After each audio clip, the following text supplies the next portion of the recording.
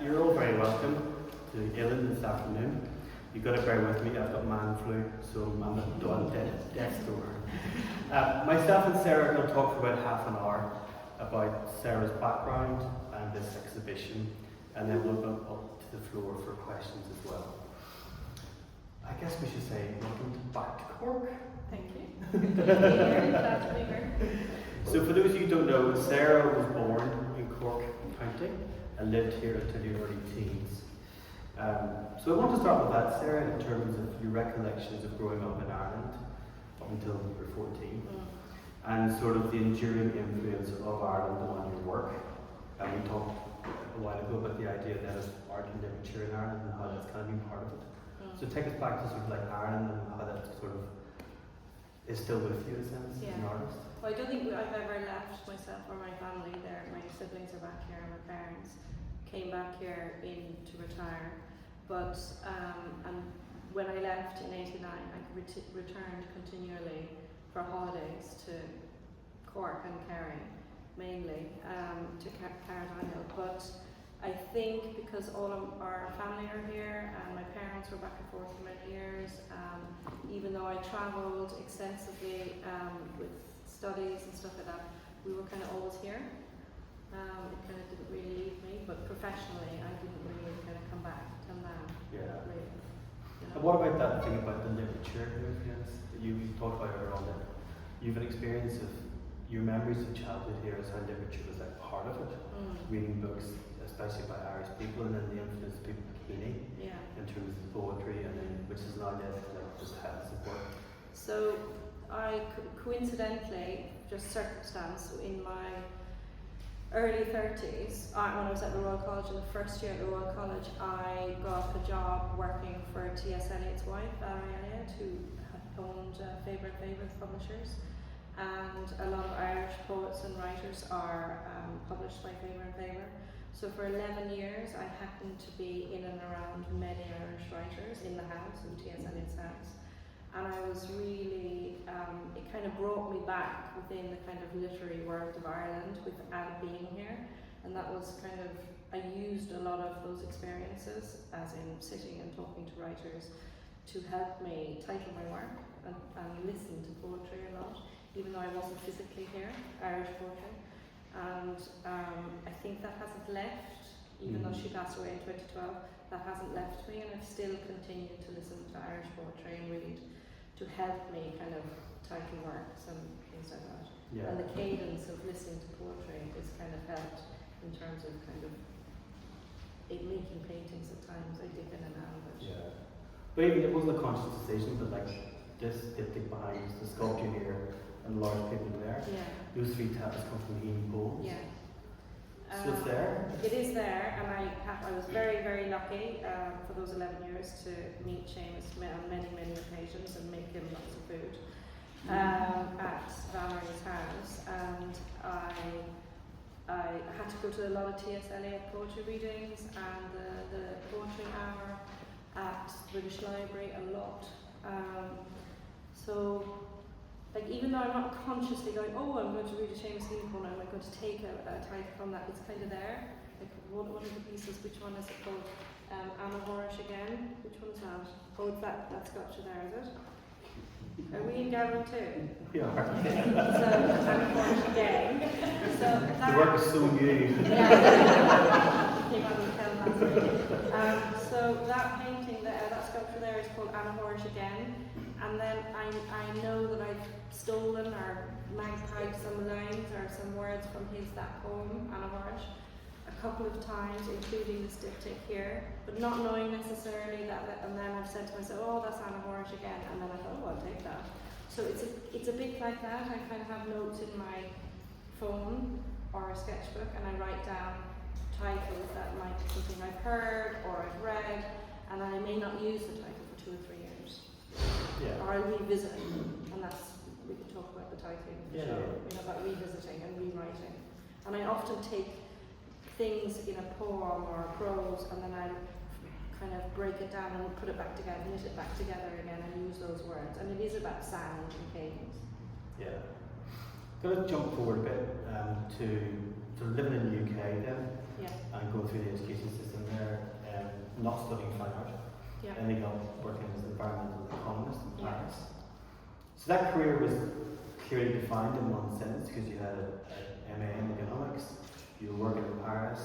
So what took you back then to being what took that journey to becoming a painter and an artist? I would have really liked to have gone to art school at 18, 19, but I wasn't encouraged to do that. So, in fact, I was actively discouraged. Can your sisters confirm? So I remember I went to an interview, to the Oxford interviews, where you have to go and interview for a week. And I didn't even know they studied fine art there. That's how much I was actively discouraged. That chapter in the brochure was cut out. We used to have university brochures, and then with all the different departments, that bit had been cut out.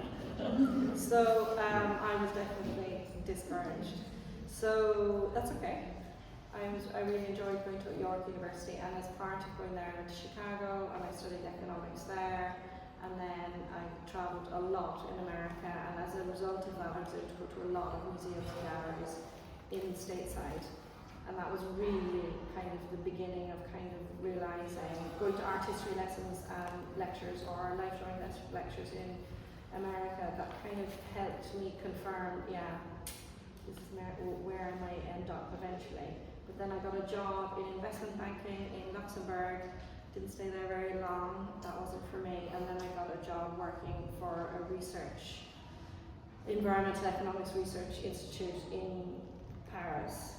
And as part of doing that job, because it was an academia, you could kind of leave work early and go to art college at night, and that's what I did. As long as you got your work done, you could kind of, the French finish work very early, so they start late and finish early, so I could kind of go to an adult education course or go to the Beaux-Arts and do courses and stuff like that. So I was either in a museum or a gallery after work, or I was at art college. So I slowly realised in my late 20s, right, it's time to go back to university. Yeah. And eventually you went and did the MA in painting at the Royal College. Yeah. And that seems to be like a really seminal moment in your life. And in terms of like that commitment and that group of friends you made and that network that you built there, and the confidence to be a painter and have the endorsement of one of the world's leading art colleges. So it seems that was the moment where this career has just really accelerated from that point.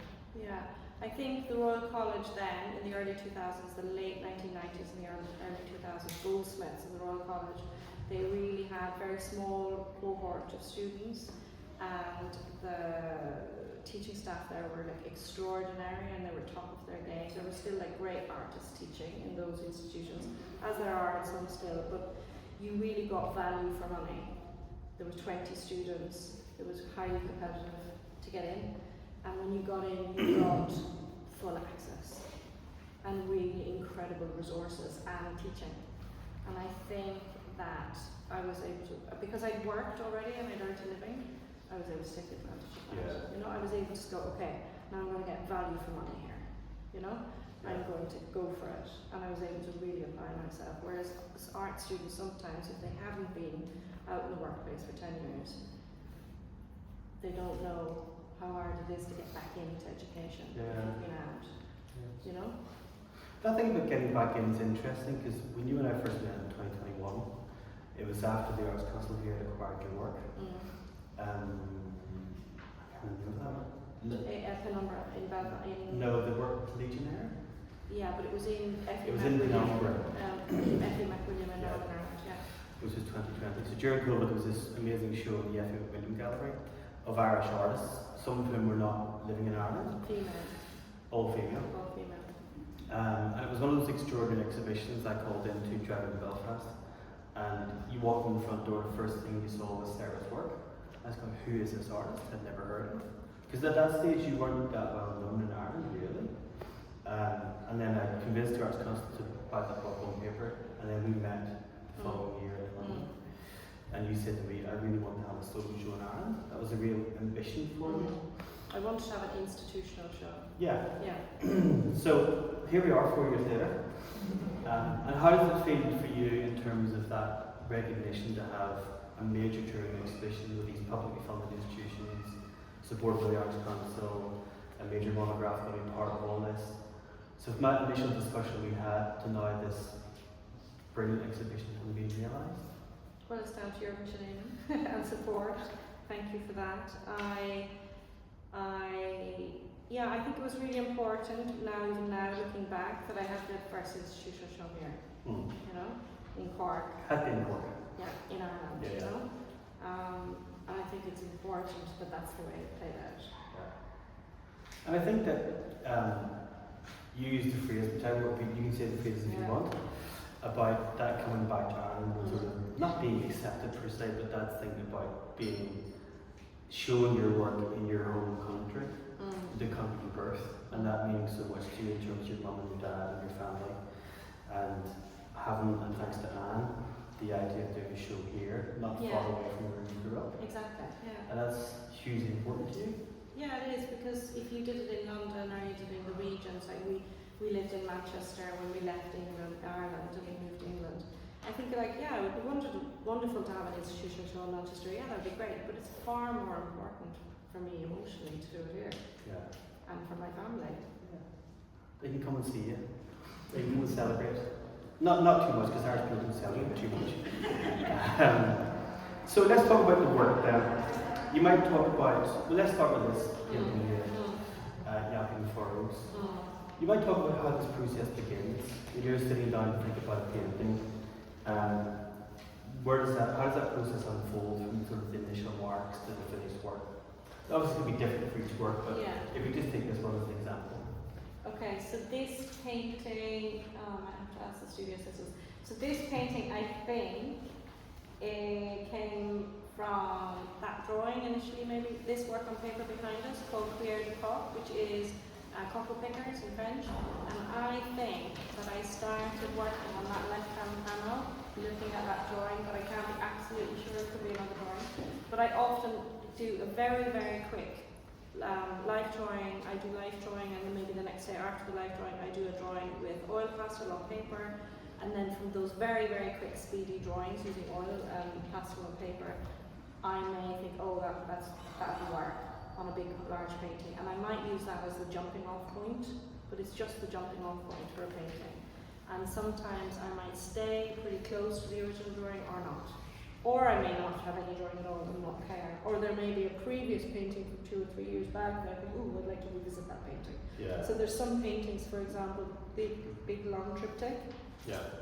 Fabian just kind of came in and said, that reminds me of the painting you showed in Zurich in 2023, and it was a kind of reclining figure called Contrapposto.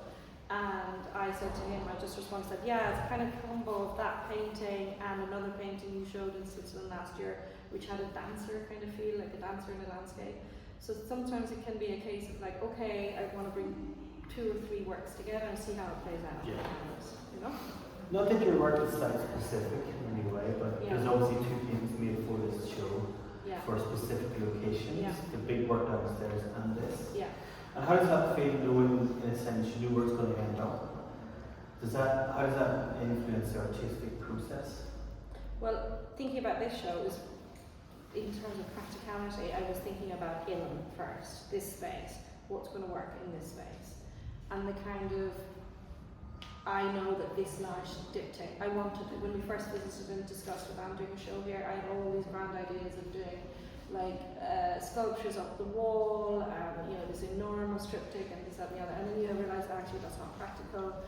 You kind of have to see how your work play out in terms of transport and installation and all that type of thing, and then across 3 different spaces. So for here, this is very specifically made for this space, and I know it will work very well in Limerick. May not work so well in Highlanes. Let's see. We won't know until we get into the space. But we've brought over 30 works here for the tour, and across that tour we'll edit it accordingly. But there are plenty of works available, and we'll just see how they work. I have specifically made that triptych for the church, for Highlanes, because of the reference. I have a religious connotation, and it'll work well in the chapel. It works beautifully downstairs, but I'm thinking about Highlanes. Whereas here, I'm definitely thinking about this space. So are you in the studio making the work? when you make a base work. Yeah. Your studio's not this big. You can't stand as far back. There's everything else in the way. There's other Yeah, people, all the noise, yeah. So does that influence then the kind of structure of painting in terms of? Is that me? Yeah. Does that influence then how you go about painting? No, it's got to be a certain scale, it's going to a certain place in terms of the mark making, the subject. It's great because if you can make, it's not everywhere where you can make really large landscape paintings or portrait paintings. Is it me or? No. It's not everywhere. Like in commercial gallery exhibitions, you can't necessarily always make really large paintings because the space may or may not be big enough. Yeah. And the opportunities, like in the kind of commercial world, sometimes may mean that you're restricted. Also, people may not want to buy them or be able to house them or whatever. So these institutions do allow you to scale up and make a whole series of paintings at a large scale. I happen to feel very comfortable in large scale, so that works for me. So it means that I can then make large works for the show. I guess what that does in a sense is it allows you to be brave and ambitious because you don't think about commerciality. You don't think about where it's going to go in terms of a house or being sold, what's the price tag's going to be. It's just a great painting to scale. Yeah. It commands a space. But you also get to be able to play with sculptures, let's say, in a kind of slightly different manner, that may or may not work, you know, and play them off each other. But I don't always get to be able to show a huge variety of works on paper, plus sculptures, plus paintings, and let them riff off each other. Yeah. You know? Talking about the sculptures, so you started dabbling in sculpture during your residency in 2019, which got curtailed by COVID. What prompted that move to sort of the three-dimensional aspect of your work, and how does it sit alongside the rest of what you do? I've always been interested in sculpture, even since going to Royal College. I've always read a lot about sculpture and admired a lot of sculptures and looked at sculpture when I go into museums. And or contemporary sculptures, whatever, I've had this kind of strong engagement with them, but then never necessarily had the opportunity to make my own. And I was sitting in America with a gallerist I was working with at the time, and I said, we were just chatting, and I said, I'd just love to go on a residency and just think and look and think about sculpture and just concentrate and focus just solely on that, away from painting, away from the 2D work. And she said, I'm not stopping you. And I just thought, easier said than done. And then I applied for a residency in London, and it wasn't far from where I lived. It was a few train stops away. And the residency, they gave you a really big studio, maybe about this size, and it was commutable. I applied for it, and I literally said 3 lines as I was sitting with the gallerist. And the 3 were lines, I don't know what I'm going to do, I don't know what I'm going to make, but I'm going to throw all the balls up into the air. And it might have a sculptural element. But I think that goes across your practice, that you're not sure. You have that bravery and that curiosity. Yeah. And that's kind of at the heart of what you do, is this kind of sense of just pushing all the time, saying you're not restricted by it in a sense, it's a journey that's evolving and changing, and the sculptures are part of that. And that keeps you alive. Yeah. Yeah, it keeps you alive and keeps you engaged in your practice. But also, it's a very different process as well, because you're leaving your studio to go to a ceramics workshop to make a very different process. And do you have to have a different mindset in terms of how you make the work compared to paintings? Well, I'm very, very lucky, and some of them are, well, one of the particulars here today, I'm very lucky. There's this community of ceramicists, artists, part-time artists, hobbyists, whatever, Sunday ceramicists, let's call them.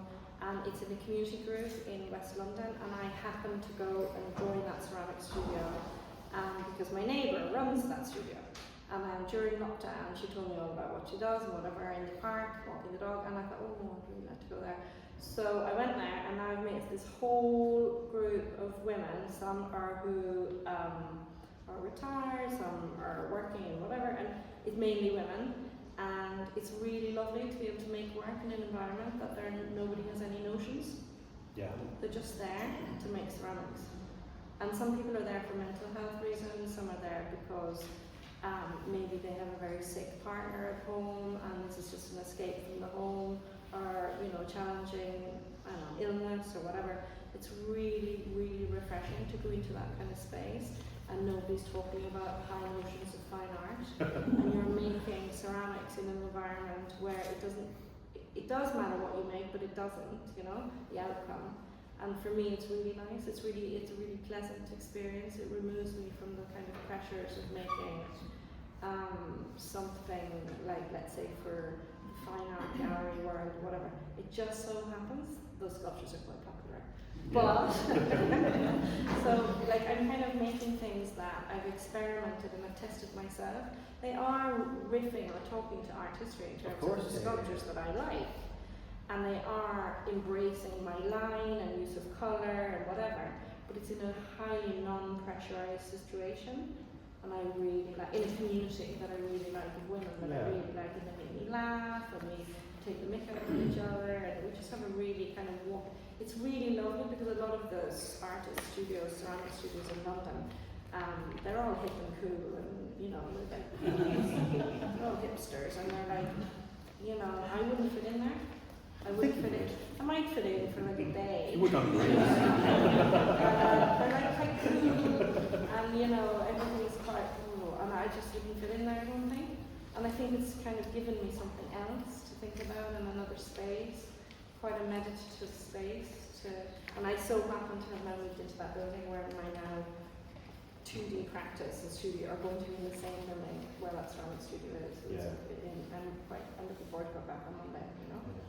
But I guess in a sense, I wonder when you start the sculpture practice, maybe moving the kilns, moving away from being more experimental to the kiln gods, and this idea about you put something in the kiln, you don't know what's going to come out. Yeah. Because your work is quite experimental. You're not a ceramicist. No. You're an artist who uses ceramics to make sculpture. Yeah. And is that quite refreshing? Because I guess in a sense, you know where the paintings, you have a sense where the paintings are going to go. I don't. Yeah, but there's not the risk that there is with these sculptures. Well, there is something in the risk in my paintings. Like I often paint, and my studio assistants who are here will attest to this. I often make a painting, work on it, and then at the very end of the last 99% of the painting, where everybody thinks it's done, I get these massive oil bars out, and I do things like this, you know? Yeah. And I pull that all the way through, very physically across. That could ruin the painting, that one last mark. Or it can make it sink. But it's quite scary for them to witness it, and I'm a bit mad when I do it. Then I've lost the plot. Is that true? And then often that gives you a bit of an energy. Like you're at the top of the piste. Yeah. You're on a glacier, you're on a black run, and you can go to God now, go off the piste and go to God now, and the Matterhorn is there above you. So this is the Matterhorn? It's the Matterhorn. Go off now, and it's the end of the day, the weather's bad. Maybe it's paratudo because we're poor. It's the Matterhorn. It's the Matterhorn. But I might be in trouble here. And you've got a guy who's racing down in front of you, who's a long-term friend of mine, and he's gone, and I can see him in the distance. And I'm like, shit, I'm in trouble if I don't go after him fast, I'm in trouble. It's a bit of a case like that. That go now, and it's a bit like this with the sculptures. You put them into the kiln, you go, oh Christ. And it's like kamikaze ceramics. Like they might go to God and all collapse in on each other and stick to the side of the kiln and stick to the bottom. You have to get a hammer out, and it's awful, and the technician's screaming at you know, it doesn't like you anymore, and it's all so it is, you don't know what's going to happen. And I quite like that. I enjoy that. Yeah. You know, you say, okay, prayer to the gods and hope for the kiln gods, hope it'll work, but it may not, you know? And it must often who cares if it doesn't work? Exactly. It's just art. But it must surprise you as well sometimes. Oh, it's amazing. Yeah. Like alchemy, you don't see. Yeah, you don't know how to, I don't know how to make that, it just happens. I have a feeling it will work, and I have a feeling if I do this with colour and use this envelope or use this glaze, or if I have a go with that, it might work and I might get lucky. You have to just trust your gut, you know, and it's the same with painting. But I do like this idea of risk, you know, and running at things. So is there would you say, I'm going to bring the work on paper in here, what's the dialogue between those three practices? They're all part of you, so in some respects they're not different, but they're different approaches. The big painting, the sculptures, the works on paper. What's that dialogue like between the work? I was at a train station in Hastings, in England, about 4 or 5 years ago, talking to a writer who writes about art history and education in art, and she was saying, I was trying to explain to her what I wanted to do. It was around the time I was doing the residency.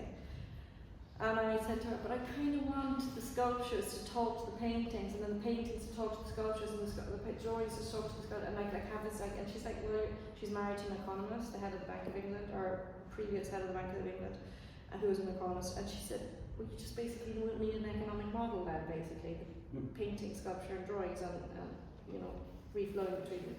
Oh yeah, that's what I want. So and she wrote it on the back of her ticket, her train ticket, and said, that's there you go, you're welcome. Back to the economist brain. Back to the economist brain. So there's a continual feedback between sculptures. You draw a sculpture, then you make a painting of that drawing, and then you make a sculpture from the painting, you know, whatever. Yeah. And it's going back and forth. I think it's basically that. Yeah. You just don't know on which day where you are, but it's going, you know. But there's some work that remain as drawings. Okay, they become influential to the paintings, but there are some works that remain just as works on paper. Yeah. And what makes that decision for you? There's a drawing that didn't make this cut, but which will make the cut for another show, Limerick or Drogheda. And it's key, it's called Spearhead. It's a small drawing, it's about 2 A4 drawing, and it's about 2 minute drawing, 3 minutes, not even. Maybe 60 minutes drawing, pick up something else, and that, 2 months, let's say. That drawing is key, and I probably have made 2 or 3 paintings off that drawing, but I may not have made the painting for another 2 or 3 years. So the drawing was done in 2019. I made a painting for a show in Zurich in 2023. And I think I might have made another painting based on that drawing again here. That's not showing today, but it's showing in the next show. And so some of those drawings are really important, but I don't say it out loud. I don't have to make that connection for the viewer, but it's there, Yeah. Actually, I think I made 3 paintings in that drawing. Yeah, that's right. Yeah. You talked about an art historian, and I want to talk about the title of the show. Yeah. It's Penti Menti, and its etymology and the concept of Penti Menti, and how they sort of influence that terminology influences your work in terms of process and meaning, and thinking about memory and time, which are important in your work.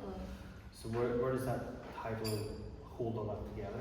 So pentimento is plural or singular in the sense that it's when you read a painting and read the history of the painting through the layers. Either you can see it yourself by looking at the painting and see the lines, or the original drawing lines, or you're looking through it like a mechanical machine, whatever, machines, the scanners. And then pentimenti is plural for that, and it comes from pentrisi, Latin for repentance, to repent. And I've always said in my studio, quite often, first I rework paintings often, a lot, and I'm very happy to do that, and historically through art history people have done that. And I have no issues with that whatsoever. Like if I'm not happy with a painting and it comes back into the studio, either from the corridor or even from another show, where I'm thinking, I was never that happy with that painting, I'm happy to rework it. The galleries may not necessarily like it, but I have, and I've been known to do that quite a lot. And I even made a painting once, and then the gallerist rang me and said, I've sold that painting, and I've reworked it, and then I had to make a new painting. It happened once, not to you, many years ago, about 15 years ago, and I wouldn't do that again now, but I did it a long time ago, and it was, I do often say in the studio, I'm sending those paintings out to God, I'm sending them to God, they're gone, they left me. And then they come back into play a few years later, or 6 months later, I see them, or somebody might come in and say, it's actually a really good painting, and then I have to revisit the painting myself emotionally, and then I might just change it ever so slightly. So this is what it's referring to, pentimenti, and this idea of not necessarily repentance, but this notion of revisiting. And then it comes into the context of coming back to Ireland, and then it coming back into your kind of space of safety. There's lots of different contexts in terms we can talk about in terms of memory, and then also the sculptures which get refired 4 times, and I reconfigure them because they've collapsed, they've died, and I take them out, and then I re-bring them again and fire them again. I wonder about that idea of memory in terms of the triptych downstairs, which was made for a show earlier this year. I came back to the studio and you reworked it. So did you remember a different painting? Is memory part of that process where you go and see it and it goes back to your student and you go, oh, I don't remember that? Or something about that lapse of time? I think the lapse of time allows you to, I think like I'm really good to work to a deadline and under stress, and I really come out to play when I work to a deadline. I really do dig deep, and I know how to come up with the goods somehow. Somehow it just comes from somewhere at the last. Like the paintings come over the line together. The work comes over the line. They're all running their same race. So I'm not making one work and making another work. They're all going over the line at the same time. And that helps me. It doesn't help necessarily the system around artists, but it does give me a bit extra impetus in making the work. But I do enjoy revisiting and the work coming back, and then you kind of go, oh, I could have made that better. I can make that better. Yeah. And so if it's given back to me, sometimes I like to make them better. It reminds So me maybe they should be just taken off me. And then yeah, exactly. It reminds me once I worked with an artist 10 years ago for a old name, and they were doing the same thing, working. And I said, when's it finished? And they said, when it's sold. yeah, it's not necessarily that. Well, that painting came into Fitzrovia Chapel, and I had a very tight deadline to make that work, and I was working on that work for the show, and then it was asked of me to be put in Fitzrovia Chapel, and it was a bit too early to show it, and I was working on it for here, so I showed it, and I kind of knew I was going to add a bit more. I did the favour that I was asked of me to show it. So my last question before we throw it to the audience is around that revisiting. Yeah. You talk a lot about the influence of certain artistic movements, like practice, surrealism, fauvism, abstract expressionism, and Cobra. Cobra is one of those movements that's not that well known, but it's really important to you. So you might talk about Cobra a little bit, but then in terms of the influence of those movements and those artists on your practice. When I was in Paris, I was living in Paris, you see a lot of Cobra artists in Belgium and Paris, in the museums.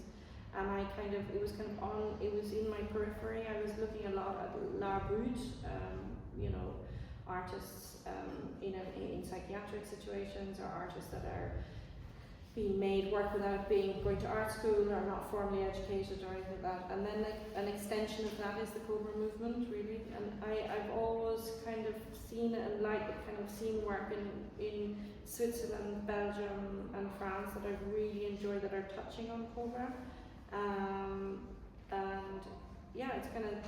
It's not really celebrated in the UK or Ireland at all. It's not really touched on, but in Belgium and France, it really is.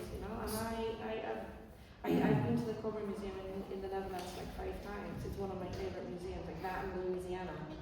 And they're the two. So just to put it in context for those who don't know, Cobra was an art movement from 1948 to 51. It's a sort of core. And Cobra stands for Copenhagen, Brussels and Amsterdam, being the 3 cities. So it was the first letters of those came together. And Karel Appel is the most well-known of the Cobra artists. But it was like 3 years and they did this incredible kind of work together. And they were all environmentalists as well. And they were way ahead of their time. They were like writing manifestos for environmental protection and kind of political stances about sustainability and whatever, like 50 to 60 years ahead of everybody else, So what was it about their particular approach that appeals to you? Is it the colour? Is it the mark making? Is it the scale? Their throwaway attitude to materials and processes, and they didn't care what they used. They made a lot of work on pieces of paper and cardboard and cement and crappy reworked canvases, and they could take somebody else's canvas and work on the back, and they had no care for rules.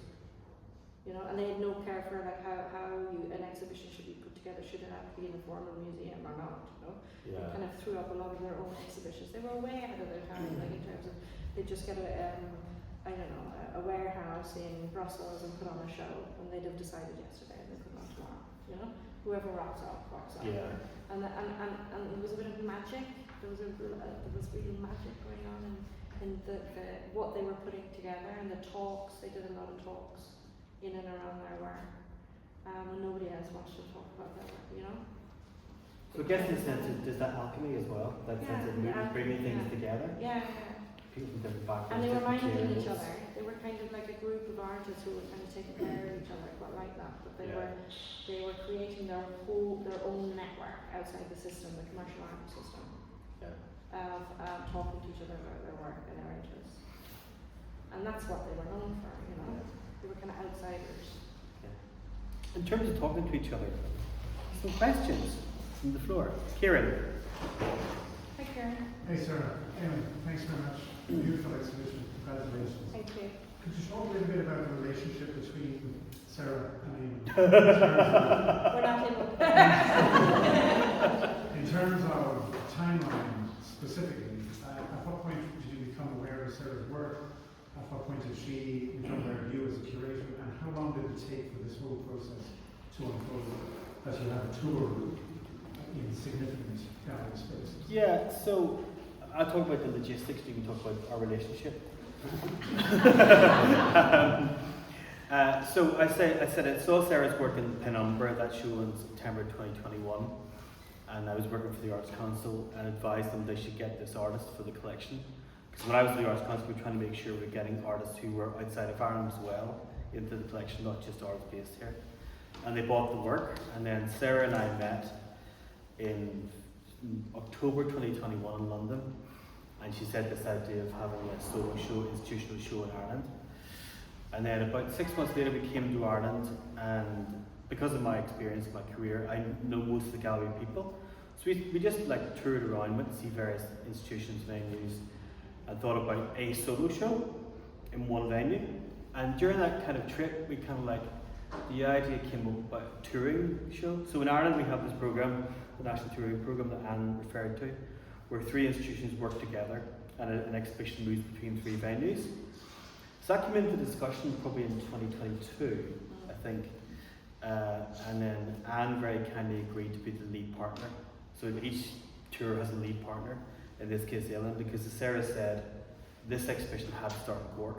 We knew Crawford was going to be closing down for refurbishment, so this was the only space that it could really be. And I also really like Anne. Yes. And Very then, important. and we thought then, we thought then very carefully about the other 2 venues in terms of the space, but also their history and whatever. So Highlanes, for those who don't know, is a converted church, but they also have a really great collection that Sarah's going to kind of lean into a little bit. And it's this incredible space which is dominated by this big altar. So Sarah was like, the sculptures would look great on the altar, and that became part of the discussion about then Highlanes is one. And then Limerick City Gallery, it's the biggest space we're going to. So Sarah wanted that thing about scale and ambition, about scaling this work up to be the biggest show Sarah's ever done. But also during discussions, we discovered that Limerick City Gallery have a major collection of works on paper by abstract expressionists, one of Sarah's influences. So the venue was chosen quite carefully. As regards to our relationship, I will let my esteemed colleague answer that one. It was great because when Eamonn said, yeah, well, we could work together on this, and we were in London, and he said, okay, we could work together on this. And then I said, well, I can't drive. I actually can't drive. And so to physically get around the island of Ireland, and we did the whole island, to visit all the 15 to 20, 15 spaces, I needed to familiarise myself with all the different public spaces in Ireland, because I knew certain spaces that I'd physically been in, or I might have seen online or whatever, but there was lots of spaces I didn't know about. I didn't know, where they were located in Ireland, and I didn't know their importance in terms of, cultural kind of positioning in Ireland. So that was really interesting. But then, in terms of our relationship, it was a case of driving around Ireland and seeing if we like each other, for 3 or 4 days, and then meeting the different. And on reflection now, I realise that when you meet and you're doing a big project like this that you're going to work on for over 2 years, in the build up to this, and then it goes on to tour, you have to like the people you're going to work with. And I very, very quickly figured out there were certain people I wouldn't be working with. And I remember saying to Eamonn, as I walked through the rain in my anorak and leaving various edges, I won't be coming here, I won't be working here, And that has to do with personalities and whether you'd fit or whether you gel. And I think 100 miles an hour, and I'm not going to fit in with somebody who can't cope with that, And I might have certain ambitions that may not work. and then equally between us. You know, it's not going to work if they're not going to support you, and you can't support their vision either. You know, and their way and manner of kind of working things out. So I think it's quite important that you kind of build a level of trust and vision, and that you understand each other's trust and vision, and then that you have a very solid individual like Anne to kind of guide you through that process and say, no, this is how it needs to be done, whatever, like this is how it works, because I've never done an institutional show before, so I needed kind of to be guided a little bit, or have my hand held, you know. And that's a really great experience, because then you're learning as you go, you're learning new ways of thinking and having to work in certain ways. Just as a footnote then, did you allow Eamonn choose some of the works, or did he wait for you to deliver?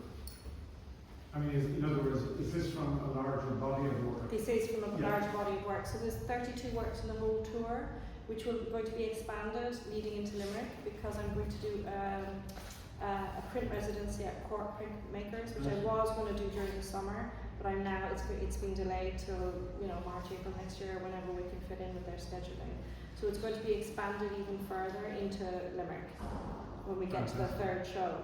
Because I'll be making a limited edition, but I'm also going to make loads of different experimental prints that then may be shown in Limerick in dialogue with the Abstract Expressionist collection there of works on paper.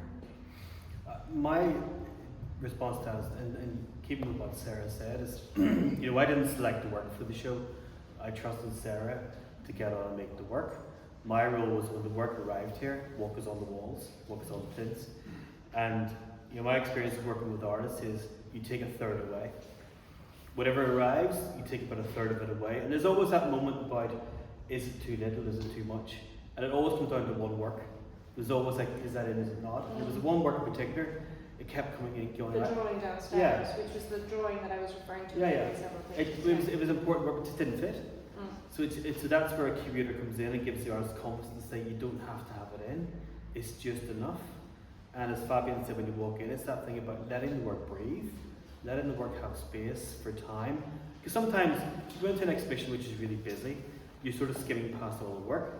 Because here there's a scaled back amount of work, you're encouraged or forces a viewer to spend time with each work and give it the time and care it deserves.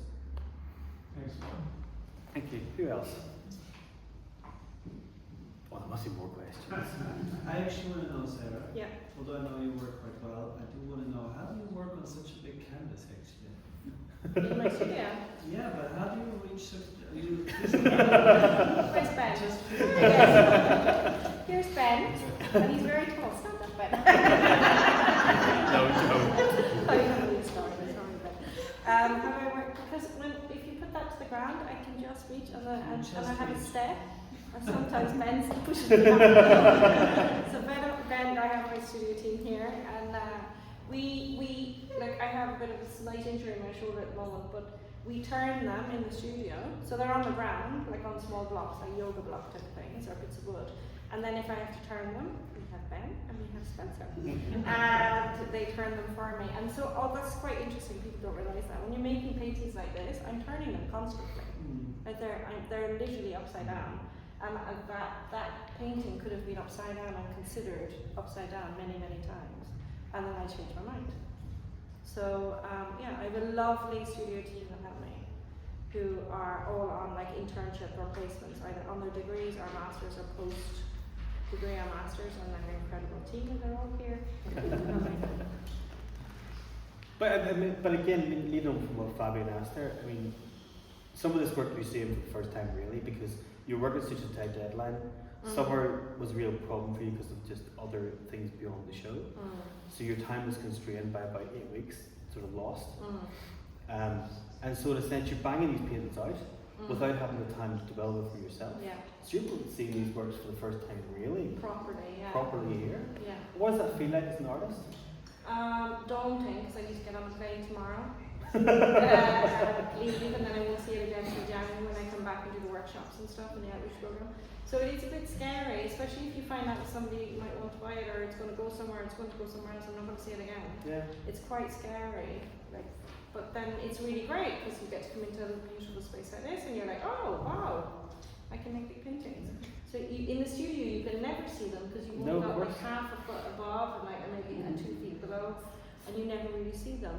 But sadly I had to move out of my studio in August, and then I moved into a shop on a high street for like 3 or 4 weeks. I had to finish this painting really quickly with the big painting downstairs and then pack it up and put it into the garden studio, much to my husband's delight.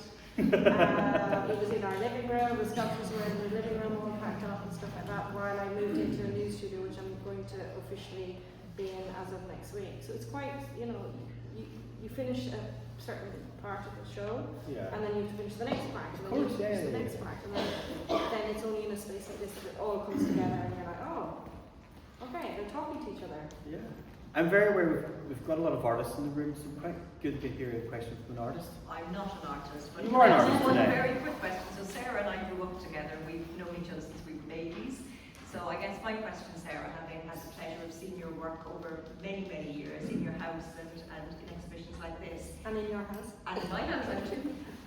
Is there any painting going back over the years that you could never sell, that holds such sentimental value to you that you have to keep it? You have to ask that question. Thank you, Susan. It's the one in your house. It's the one in my house that I made when I was pregnant with my little girl Teddy. It's here. And I finished the week or two before she was born. About a week before Teddy was born, I finished that painting, and we won't be selling that painting. It's incredible painting. So I made it throughout the pregnancy with her, and it's a big painting. Not dissimilar in scale to the one as you come into the gallery on the right hand side. It's of a pregnant woman, a kind of a figure upside down pregnant woman. You're right there, Kira. Hi. Yeah. Me? Yeah. This is a really practical question. I'm just fascinated by artists' working spaces actually. How do you choose where you work? Do you find studios in those kind of huge London studio complexes, or do you find your own spaces? Great question. Right on point, yeah. So basically I had a lovely studio for 3 or 4 years in a great studio complex with lots of other artists. And I've always had studios in kind of buildings with multiple artists in London, in West London, near where we live. And recently I was given notice in June of my studio that I had to be out mid-August. And I was in my ceramics, and I was very upset one day after ceramics because I realised I have this show and I have no studio. And there was a lady, and one of the ladies is here today, and another lady said, Andrea said, well, there's a guy on the top floor in the building, and he's 85, and he's been there for like 30, 40 years. He might be able to help you. So I was really upset, like, what the hell am I going to do? Is this whole show going to fall apart because I now have no studio from August? And we climbed up this spiral staircase, and we went up, and we saw the studio, and it's a massive studio, and the guy's been there for years. And on that top floor, it's an old workhouse, Victorian workhouse, where children were orphans were kept. And it's an incredible building in West London. It's where Charlie Chaplin went to school, primary school. And I went in, and it's this incredible space, but I had to walk through a boxing studio to get there, and it's the Afghan boxing studio and the South Hall boxing team. And my father was a boxer, and I just felt the smell, and then Andrea said the smell is really bad. As we opened the door, I somehow felt okay about it. I thought, oh, this is quite nice, I quite like this. And then you could see through the doors on either side of the corridor, big boxing rings, and I thought, oh my god, this is cool, I really like this. And then I got to the end, these doors I had to go through, and there was a jiu-jitsu studio. And then there was this elderly man in the studio. He wasn't there the first time, but I met him the second time. And he was a jiu-jitsu don who used to live in Cuba. And it was just like my dad was looking down and going, here you go, here's my studio. And so now I've taken over his studio with him, this guy. And I'm going to be moving in there in the next few weeks. But it's a very, very different environment to the type of studio that I would have historically been in. But I'm really excited because there's boxing, there's mats where my daughter can do gymnastics and stuff on the weekends, and with her pals or whatever. Like, it feels like history of, he brought his children up there, this elderly man brought his kids there. So this feel like history is going to continue, and I'm going to be there with But also on a more practical level, Yeah. like London is the same as here. Getting studios in London is really, really hard. And very expensive. And very expensive. Like insanely expensive. And you know, you have to be near home because your mum, your Yeah. wife, Yeah. the home is very Yeah. important to you. Yeah. So you can't be travelling 3 hours across London to a studio in the East End. No. It doesn't work. No. It doesn't work for you. So in some respects it's a compromise, but actually it's not. It's not a compromise, and I'm hoping that this will be a whole new chapter, like in that I can cycle there from my daughter's school to 20 minutes. It's on the 4th floor of a building up a spiral staircase. It's going to be mad.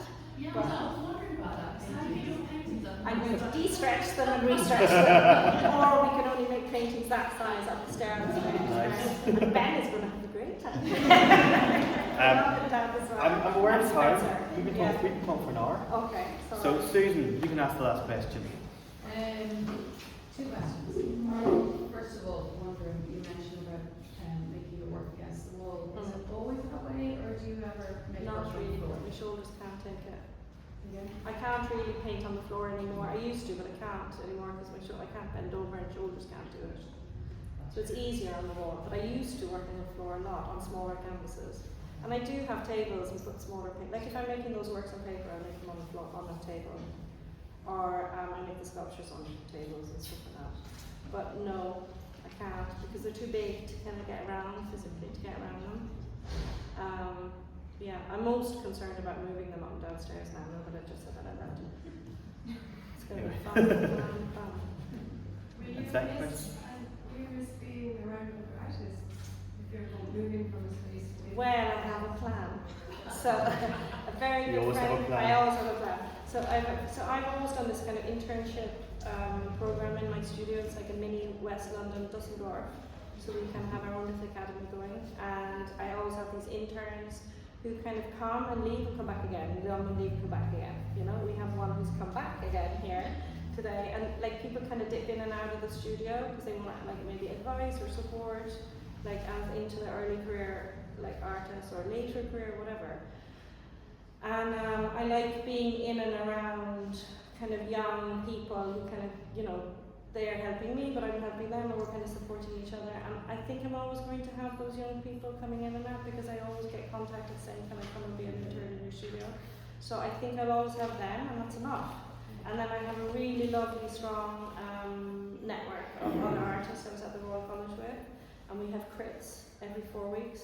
So we go to each other's studios, and then we do like half a morning or an afternoon. We're all mums, so it's all like to fit in with the school day. And we tend to do a full 4 or 5 hour session, and we cover everything we need to cover, and that could be like materials, process, whatever, professional practice, dealing with the kind of issues to do with like getting a work out there, whatever. You know, we cover all aspects, and we're all very, very different artists.